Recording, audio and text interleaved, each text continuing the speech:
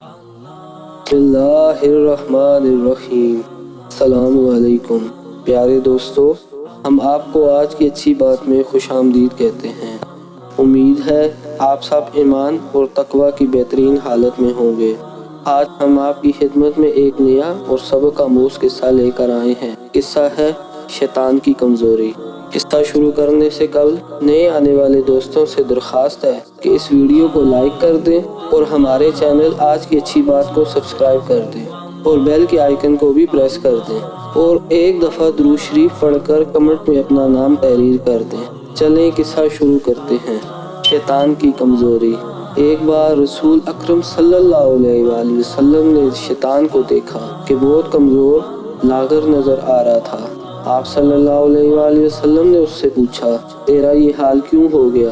شیطان نے کہا، اے رسول خدا، آپ کی امت کے 6 کاموں کے باعث پریشان ہوں۔ مجھے ان کاموں کے دیکھنے کی طاقت نہیں اور میں ان کا متحمل نہیں ہوں۔ حضور صلی اللہ علیہ وآلہ وسلم نے ارشاد فرمایا، وہ 6 کام کون سے ہیں؟ تو شیطان نے بتایا، جب آپ کی امت کے فرد ایک دوسرے سے ملاقات کرتے ہیں تو سلام کرتے ہیں، ایک دوسرے سے مصافحہ کرتے ہیں، ہر کام کا ارادہ کرنے سے قبل انشاءاللہ کہتے ہیں، گناہ ہو جائے تو استغفار کرتے ہیں، آپ کا نام سنتے ہی صلاۃ پڑھتے ہیں، ہر کام کی ابتدا میں بسم اللہ الرحمن الرحیم کی تلاوت کرتے ہیں۔ دوستو، ویڈیو اچھی لگی ہو تو لائک کر کے ویڈیو کو آگے شیئر کر دیں، کیونکہ اچھی بات آگے پہنچانا بھی صدقہ ہوتا ہے۔ اس سے آپ کی بھی اصلاح ہوگی اور دوسروں کی بھی اصلاح ہوگی۔ اور کوئی اچھا سا کمنٹ کر دیں، اس سے ہماری بھی حوصلہ افزائی ہوتی ہے۔ اللہ تعالی ہم سب کو اپنے حفظ و امان میں رکھے۔